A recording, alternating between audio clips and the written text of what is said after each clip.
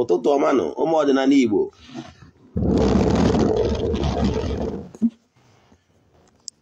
Chitata bụ Orie efugokwanụ. A sị na tata bụ Orie ga-eritere anyị ihe ọma ma ripụrụ anyị ihe ọjọọ.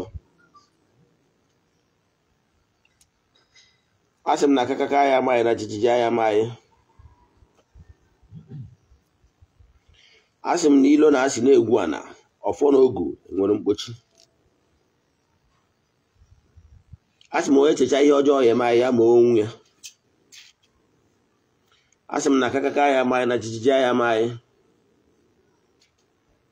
A sị m ihe anyị eri bịa ihe eri ya bịakwana. Share the link, share the link.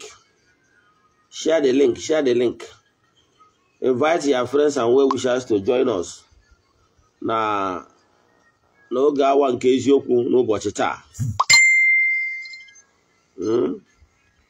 Isiokwu anyị ji bịa n'ụbọchị taa bụ importance of keeping covenant ma ọ bụ agreement. Ọgbụgba ndụ dị iche iche, uru ọ bara idewe ọgbụgba ndụ dị iche iche ya na nkwekọrịta dị iche iche.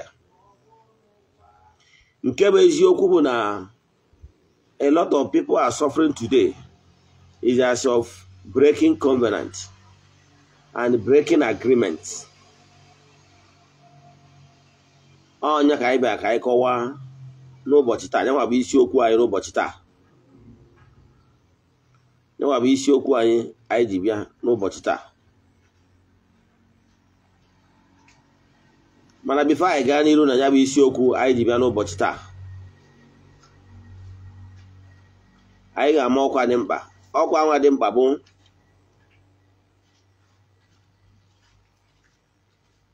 ihe niile ị kwesịrị ịma na ọrụ niile anyị na-arụ n'Ugochi tubelu ọdịnala temple. Echefukwana na anyị na-achụ àjà anyị na-achụ kwa ọnwa.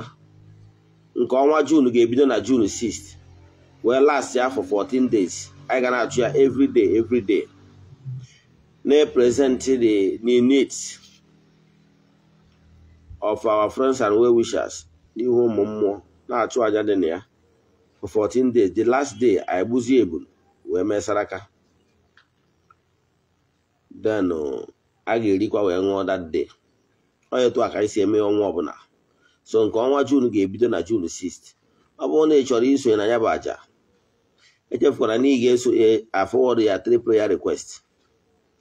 Then mezie donation to the token to the account.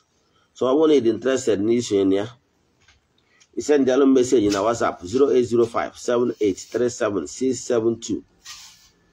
Enwere ọtụtụ ndị mmadụ na-esonyere anyị ya na ya bụ àjà anyị na-achụ kwa ọnwa since last year November anyị bidoro ya. Then nwekwara ndị na-esonyere anyị, ụfọdụ akwụgoro ụgwọ bido na wee ruo December. Ndị akwụgoro paid for the next 12 months. If you don't like what exactly that is happening in your life right now, ị kwesịrị ime the needful. The needful ị ga-eme bụ na chụba àjà. Àjà karịrị ọgwụ. Kọwalụ ndị mmadụ na ihe ịchụ àjà na-eme bụrụ nnukwu ibu, maka na àjà na-egbupụ ọtụtụ ihe dị iche iche. Ịchụ àjà, anyị akụwago ụzọ dị iche iche mmadụ nwere ike isi wee na-achụ àjà. Kwuo na ịchụ àjà kacha mma. Ọ ya batara na ndị ụka ọbịa ga-asịkwa gị na ha na-achụ àjà masị, maka na ha ama uru àjà bara. Aka m bụkwa onye nke gị, Ogbuefi EZE-ANA Ugochi tubelu oraifite. Abụ m onye isi nchụàjà na Ugochi tubelu ọdịnala temple. Anyị na-agba afa miri emi n'ụkwazị ọrụ mmụọ dị iche iche. Abụkwazị m onye isi nchụàjà na ọdịnala Restoration Prayer Ministry, n'ụkwazị onye mgbasa ozi ọdịnala Igbo. My mission is to help people live better life. N'oge awa nke eziokwu n'ụbọchị taa, anyị ji maka ya wee bịa bụ ekwugo m ya na mbụ. Share the link, invite your friends to join us ka nwee ike inwe ịnụ from the horse's mouth. ihe bụ responsible for whatever predicament each and every one of us is passing through today. I will kwuo na imebi ọgbụgba ndụ ya na agreement so n'isi afọ kwaba okpu kpatara ọtụtụ ndị mmadụ ji wee nọ n'ọkpọkọ ya ruo taa. And the restitution must be done. That is the only way out. A ga-achụrịrị aja wee bedo obi ka udo obi wee dị ka Chidimma wee dị. Ọ bụrụ na emerụ ihe ndị a, ị marụ na enwere any shortcut. Yes, enwere any shortcut. So onwe ihe ọbụla anyị kụzi taa ịchọrọ ịjụ ajụjụ gbasara ya, ma ọ bụ na o nwere ihe ọbụla na-agbagwoju gị anya n'ọdịnala, ma ọ bụ na o nwere ihe ọbụla ga-agbagwoju gị anya na nkụzigoro n'ọdịnala so far, ije na my YouTube channel Ogbuefi EZE-ANA Ugochi tubelu, anyị nwere over 400 and something videos. That is meaning teachings anyị nyegoro so far since the ending of 2020. Anyị bidoro nya bụ nkụzi, anyị na-akụzi kwa ụbọchị.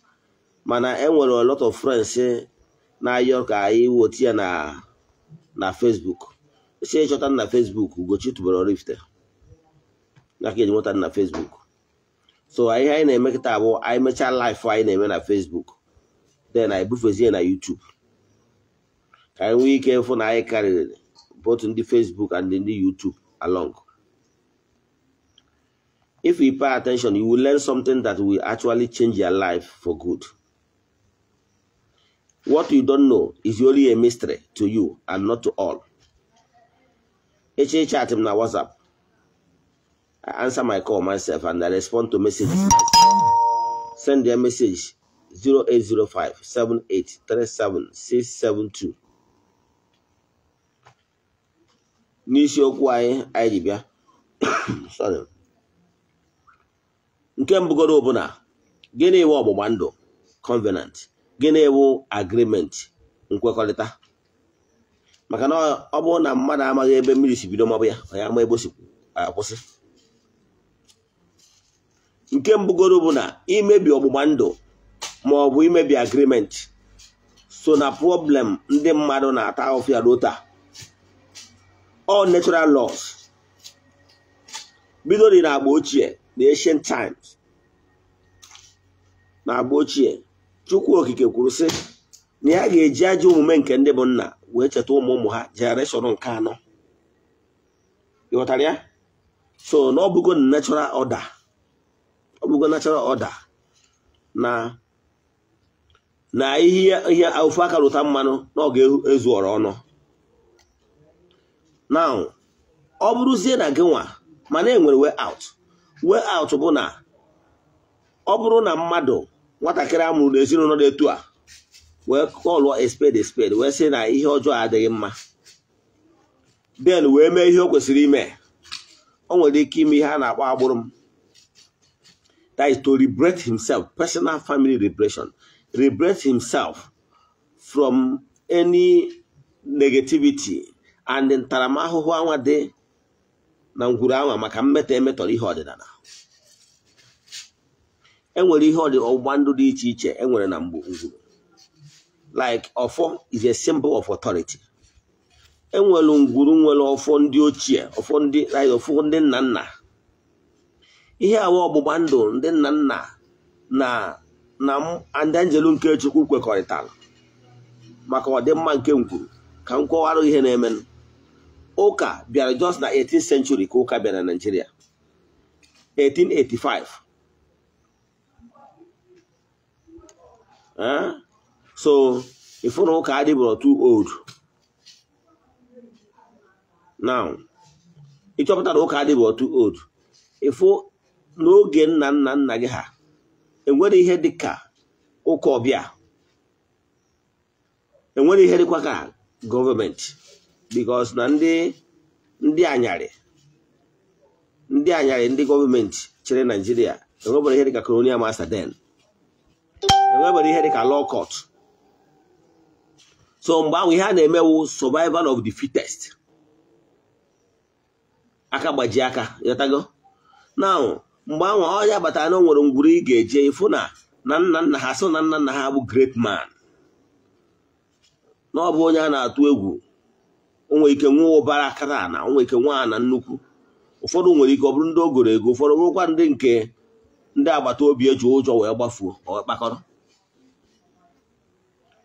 now mana o nwere ndị bụ ndị ụjọ nwee ndị kere ike mgbe gboo mana mgbe ahụ o nwere ụfọdụ nwere ike ịpụta ọ bụrụ kịta ka ajọ mmadụ bidoro echefuna bidoro n'oge nke agba ochie the ancient time na Ken gburu Ebel maka na aja nwanne ya na Chineke nabatara aja Ebel ịghọtara ya so ọ bụrụ na ọkịta ka ajọ obi bidoro mgbe gburu gboo ịmaghị ya n'okike ụwa ebe a ka ajọ obi bidoro so wee bụrụzie na so ka ịghọta na ọgbụgoro mgbe gburu gboo a na-ekwu na ndị ajọ mmadụ nọkwa so o nwere ike enwe ajọ nwanne ma ọ bụ ajọ nwanna di so ihe ọ ga na-agụ bụ ihe ọ ga-eme gị ka inye efe ka ọ kpakọrọ ana so ụfọdụ ji ụjọ mgbe gburu gboo mgbe ana dị gbapụsi obodo dị iche iche ije hụ ụgwọ hisiri obodo gị ga-afụkwa na o nwere ndị si na ụmụnna ha gbapụ jekwuru ụmụnna ọzọ ma ọ gbaji obodo ọzọ mgbe ana dị maka ị nwere ike ịgbakwuru obodo ọzọ kọchara enyi nwoke na nekwa ọtụtụ a na-achọ ube nna gị ọ sị ngwa gị bidebe ya na ana dị mana ọ bụrụ ọzọ ụdị aka na-akọ kịta maka na abụrụ gị ego na ụfọdụ wee si etu a wee gbaa ọsọ ụfọdụ ndị nna nna ha wee kwechiri na ha rịwere ebe ha na-eje na ha ma hapụnata ihe nketa ha ana m achọ ịkọwara etu ọgba ndụ a si bido na ha ma hapụ ihe nketa ha ihe ụfọdụ n'ime ha mezirewo ha akpọtuo ndị ajelu nke Chukwu dị akpọkuo mmụọ o nwere ike ọ bụrụ mmụọ ikwu nne ya ma ọ bụrụ mmụọ be nna ya ṅụọ nkwekọrịta wuche mmụọ wee gwa mmụọ si ya na nyanwa na ezinụlọ ya ama agbapụ ọsọ na ana obi ya ha wee kwekọrịta wute mmụọ na mmụọ ya biko ya chekwa anya na ezinụlọ ya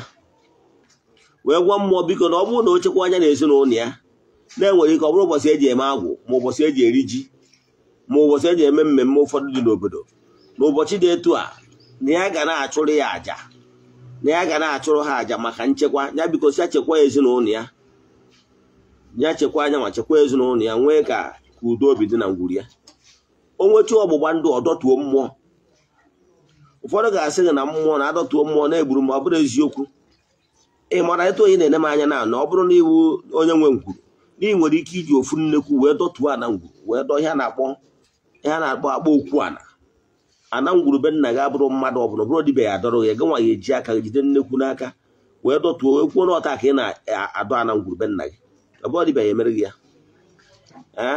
ọnwụ nwa nwoke bi n'ụlọ na ana ihe nketa gị eme so adọtuo ana ya ụbọchị anwa ihe i kwuru n'ọnụ ka mmụọ na-anụ ikwuo n'ọta niile egburu ha nnekwu n'ọta kwuo the choice word etu esi ekwu ikwucha anya ya gbuso ọbara ebe ahụ mmụọ agbatuo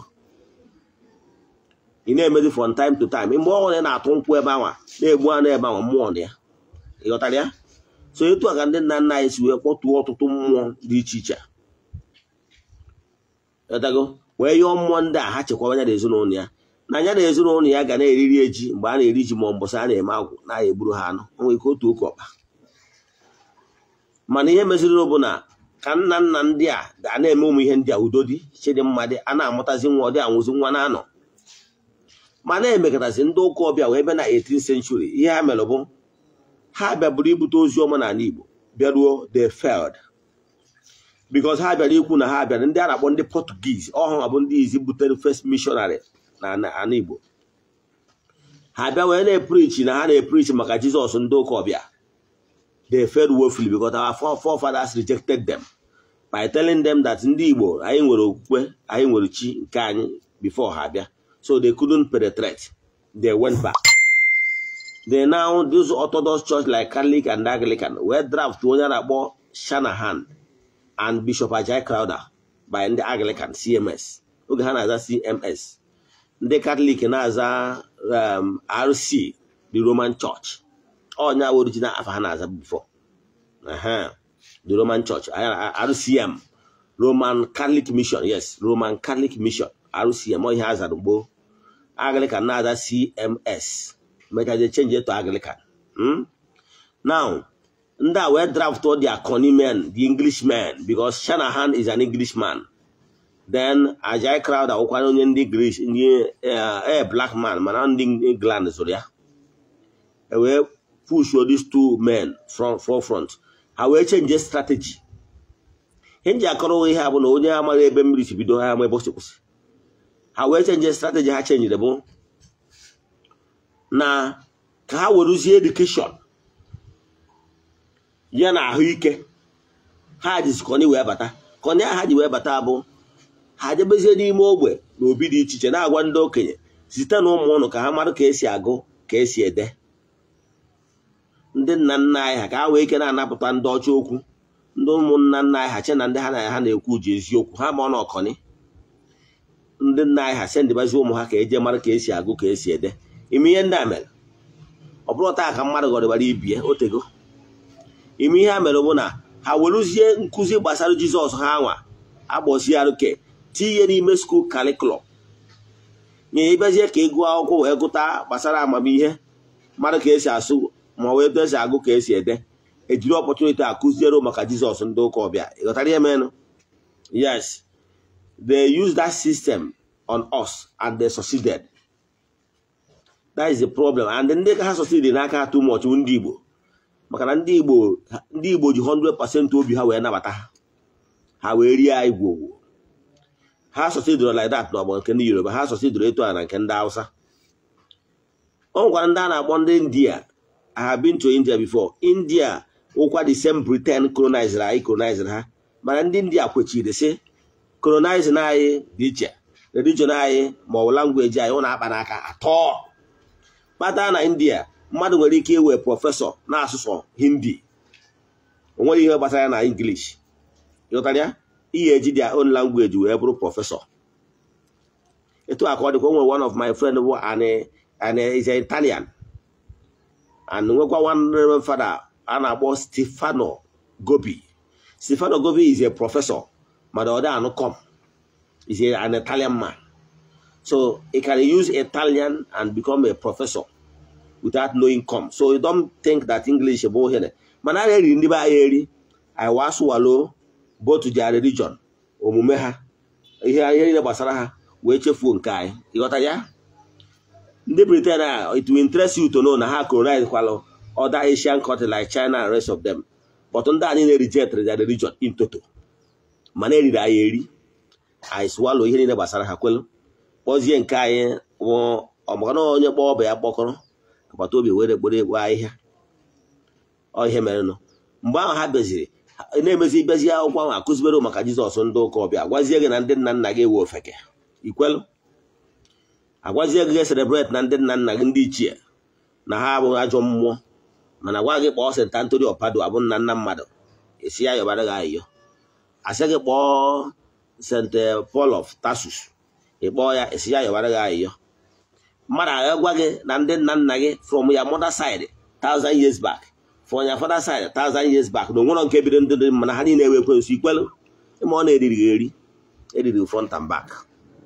Then November 1 na-abịa n'ihu na ndị ụka Rome ga-eselebrate ihe a kpọrọ All Saints but ha ji echeta ndị nna nna ha gị nwa na onwe gị na-echeta ndị nna nna nke gị ịma ọ na ihe echi na nke onye akarịa ka mma alụghị atụ lụmata ụdị ezigbo mmadụ ọsọ gị bụrụ iburu nne i wee bata n'ụlọ ụmụ gị ahụ agụụ na-agụ ụmụ gị agụụ na-agụ ụmụ nebo gị kedu ndị ị ga-ebu ụzọ si nri wee nye lụmata ha good ede ị ga-ebu ụzọ sigoro nri nye nwa gị nwa gị ọkwa eziokwu bifo inye nwa nebo gị. Yes, that is what a good woman will do. So kedu ka ị si eche ekene na-akpọ St. Anthony of Padua or St. Teresa of Avila ụmụnne ya na-agbụ ya na ya ga-ahapụ ụmụnne bịa zabagoro gị wa black man a black monkey in quote etu ha si ekwu maka na ka nwere racism ịghọtara ya ịmụrụ na ọ bụrụ na ịkpọ nda nna gị ha na ha ga-eburu ya kesi n'isi ha amadụ ga ebe ha enyela ya complain na nwa m na-agụ na-agụkwa na ya agụ ya emeziri ọnọdụ mana ị mere ha ignore ha gbakudo gị azụ ọnya ka iji ata afọ ịghọtara ya. So mgbe ahụ hazi ndị nna nna anyị jebeziri ụka akwụkwọ nna m sokọrọ m ihe mere na ọ sị na ihe mere n'ọbụla mgbe ahụ a na-enwe ụka onye nkụzi ya ụka katikist maka mgbe ahụ na-enwere ike na entire local gọọmenti ọ bụrụ ofu fada like na ana edo ihe nwere oge a nwara popular fada mgbe a na-akpọ fada kettle now enwezi ndị katikis ndị nkụzi ụka n'ebe dị iche iche onye nkụzi ụka bụ onye nwa onye ga-afụ na-abịara akwụkwọ Mọnde ọ jụọ kene ndị abịara nkụzi onye nkụzi ụka maka mara ịbịara ọnụ ya mara ihe a kụziri ihe eji wee kwuo okwuchukwu ọ bụ afọ mara maka na ịbịara ihe eje sụọ ahịhịa ma onye wefu punishment.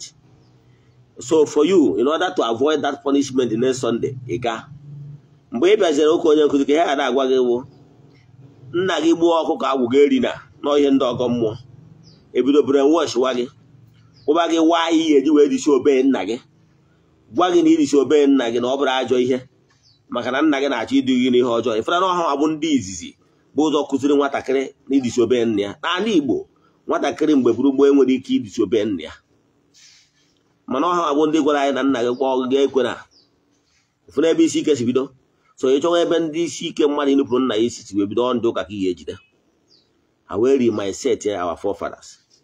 A na-akpọ dị Chijioke bịa ka emedo agwụ Chijioke akọrọ akụkọ jewalụ nwoke mmadụ kpọgide efu na onye a na-agba enwere isi nwoke mmadụ bichaa ndị ọnwụnwa ime ihe Chijioke mere Chijioke abụrụgo nna ufe niile eji wee dokwa ngwu nzafụsi mmetọ nwa ozi nke ọmakwunu ọmara ọkwụzi ọrụ ọmara wee gwa ụmụ ya so ebe ọ hụrụ ihe na-eto a na-emezi mana enweziri nkwekọrịta dị iche iche nna nna ha nwelụ wute ụmụ mmụọ like akwari ọmụmụ n'afọ maka ọmụmụ na ngwuru wee nwee nkwekọrịta wute mmụọ na-eweta fertility na-eweta ọmụmụ na biko na ngwuru a na-aga na-amụ na ọ ga-anọ na-aga amụ nwoke mụọ nwaanyị enwee nkwekọrịta mgbe buru gboo amụọ nwa nwoke ekpere eje n'ihu ọdụ ọmụmụ jee gbuo oke ọba wee kenee ya amụọ nwa nwaanyị ekuri eje n'ihu akwari gbuo rie nnekwu mgbe a na-aba nwa aha bụ abalị 8 eji mụọ nwa mana ihe niile ahụ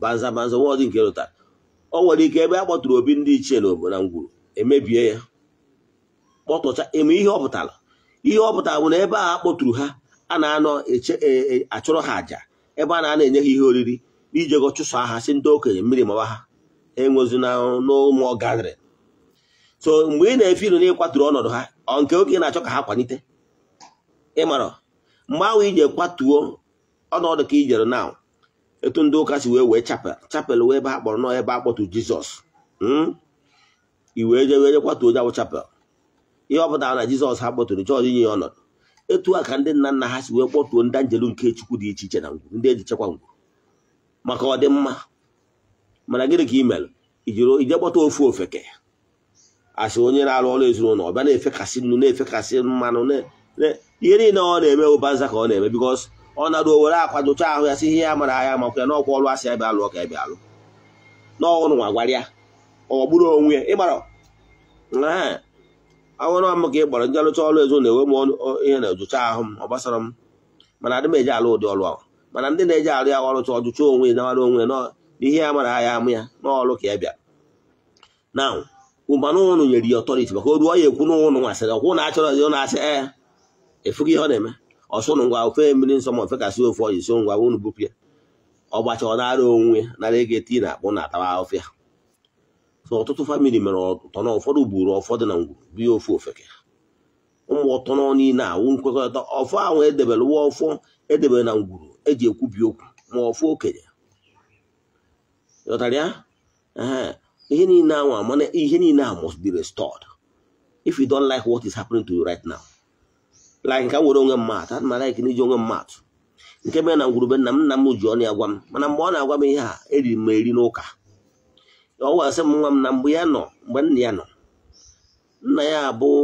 a great man chiri ọzọ den maka na ndị chiri ọzọ mgbe ahụ ndị ọgaranya o wee sị na nna ya before nna ya nwụọ na nna ya were ọfọ na ọfọ a na ya na-ene ya na ọfọ awa ọfọ ngwuru wee were ọfọ a wee nye dịka na ya bụrụ dị ọkpara mana ọnya wee nekwana nna ya nọ nna ya nso nna ya wee firo na ọnya bụ onye anya ruru ala anọ ọnya na onye na-eji akpatacha mgbọrọgwụ n'afịa n'ime ọfịa nna ya ji eme ihe maka nna ya bụ dibịa so nna ya were ọfọ anya wee sị m na mgbe e nyere ọfọ a na ya ka nwa okorobịa na ya nụbere nwaanyị ewee were ọfọ a dụta na-erikwuru eri n'ụka na eje sanda 6 den jere akwụkwọ so o wee were ọfọ aja mafuo o wee sị m nwa m na ya mafuru ọfọ a mana na ya nọgide one day before ya anụ ọrịa nwaanyị o wee na-asị ọ na-adị ya ka obi ya na ihe ọfọ a ya mafuru nwere ike imecha anyebe nsogbu na jezie na mbụ ebe ya manyere ọfọ ahụ alụzi ọbụ na-esugbu ebe ahụ ọkụ.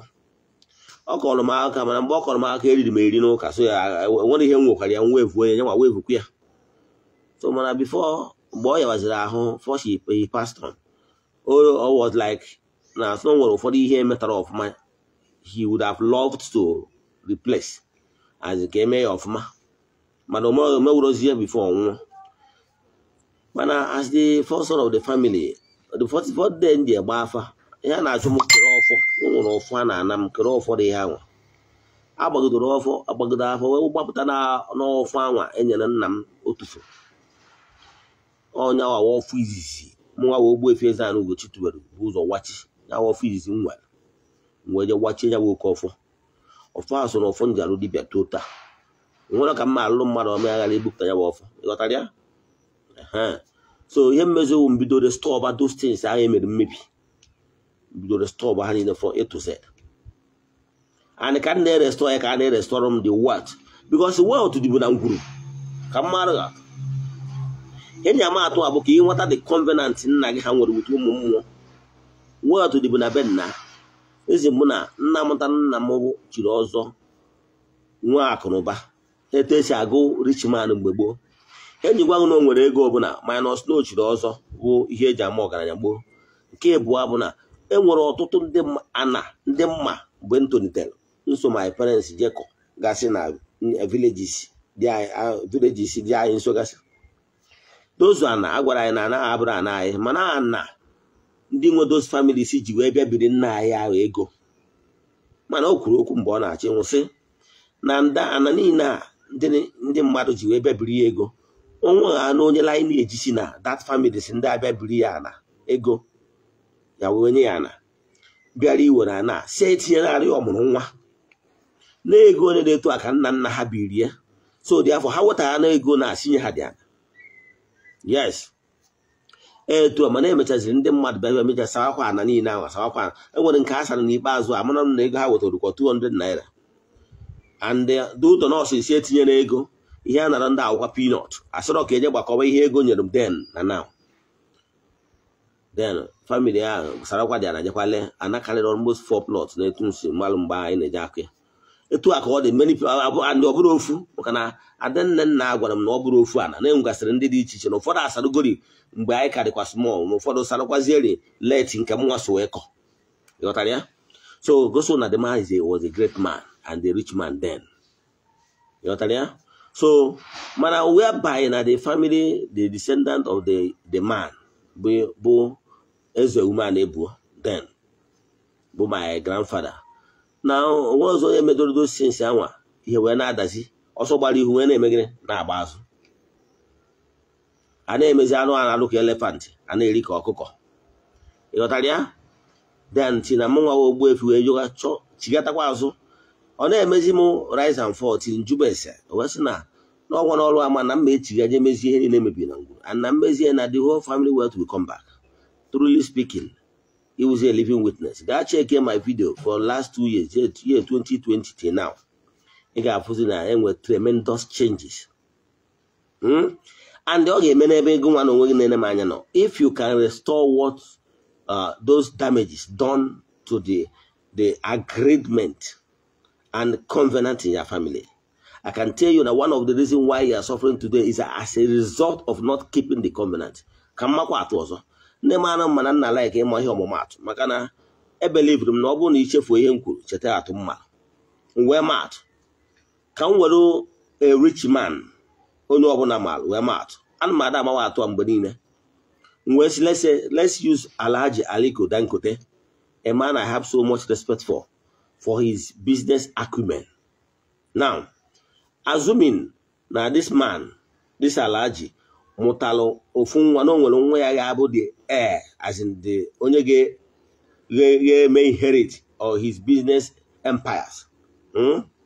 Now, and don't forget, as a successful businessman, no one with business associates, we're partners, we're financial institutions now back business here by loans. Now, however, this man having agreement with all these partners and the friends and the banks, However, that this man a bitch and the account non of man no pass on. Yes, at the right age. You were bosom even where let's say I Musa no go and inherit. You may inherit the wealth of the man. You were to it. However, those banks and partners, friends of your late dad. Now was again no one agreement I and nagging well. Now some loans nagi was that service. Meaning that no one some annual money equals there to banks and the partners to maintain the cordial relationship and the agreement with your late father. And out of your foolishness and ignorance, in fact, you are clueless. Or out of that thing you could now call Hosea forces. Now my people are suffering. Mark my words, suffering because of lack of knowledge and vision. Because you are visionless, you are not knowledgeable at all to recognize the fact that you keep really the covenant and the agreement your late dad had with all those partners, friends, and well-wishers in order for you to maintain that greatness and the wealth of your father. So, Obo na nwa Aliko Dangote decide not to comply or neglect, because those institutions and partners must write to him at some point, drawing his attention to the agreement his late father had with them. The same thing is what is happening to you now. If you refuse to abide by the rule or agreement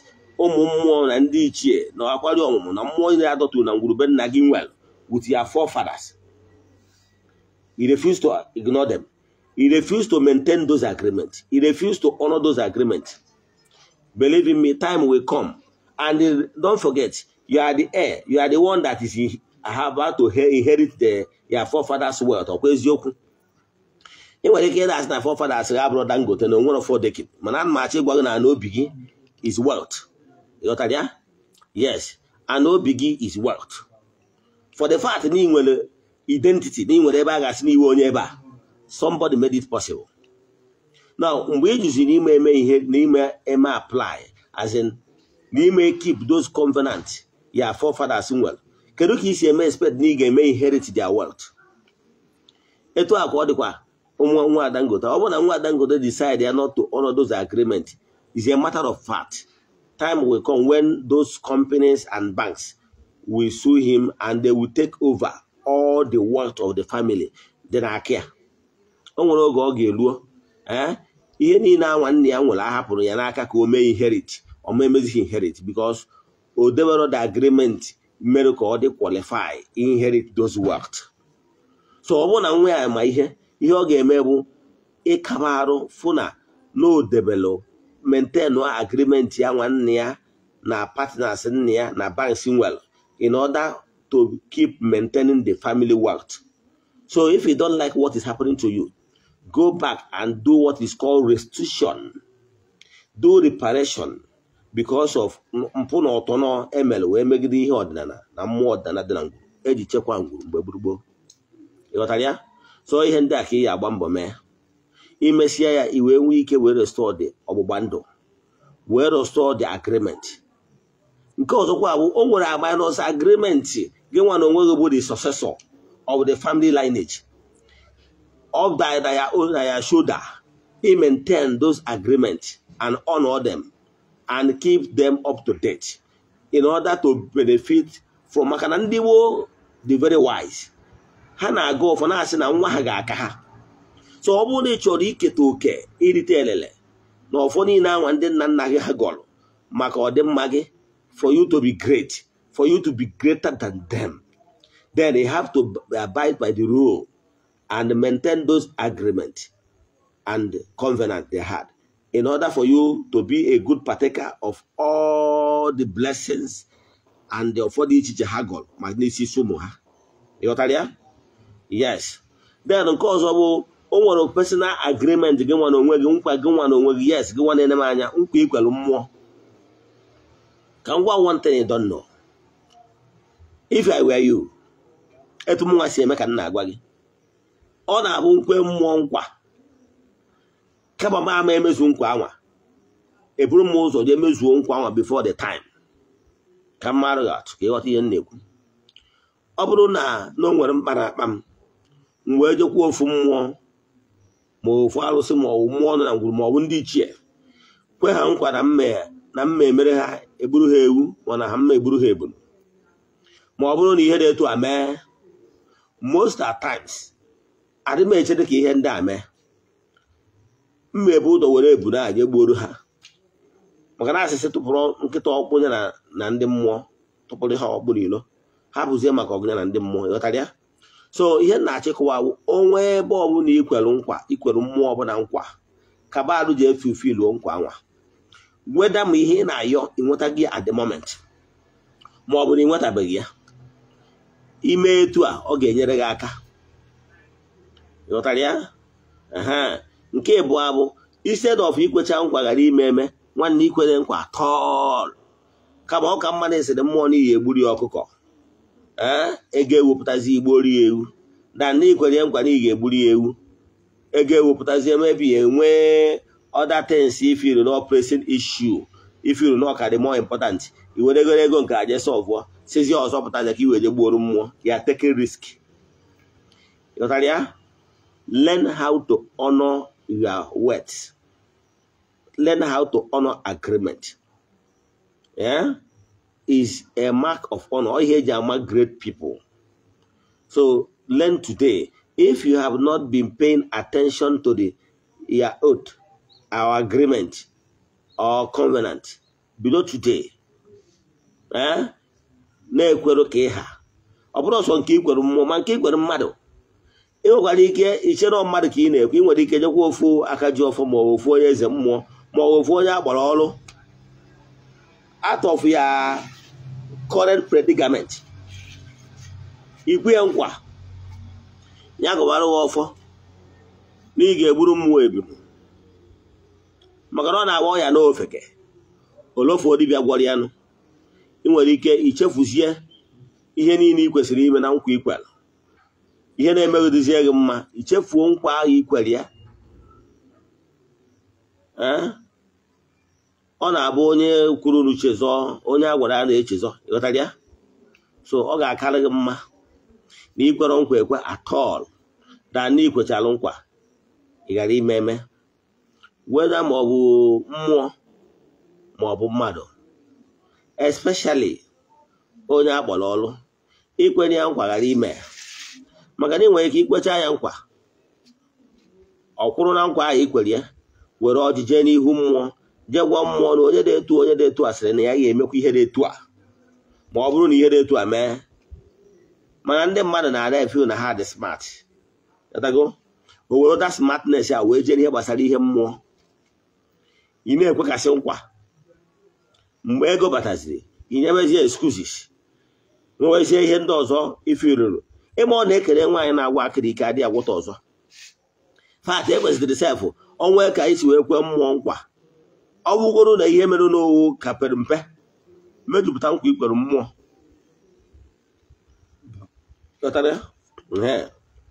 Maka na etu tinetine dị etu a ka ị ka tinetine ya dị ọ imejupụta ya mmụọ gbarụ na n'ịbụ onye na-ekwe nkwa ma mee nkwa.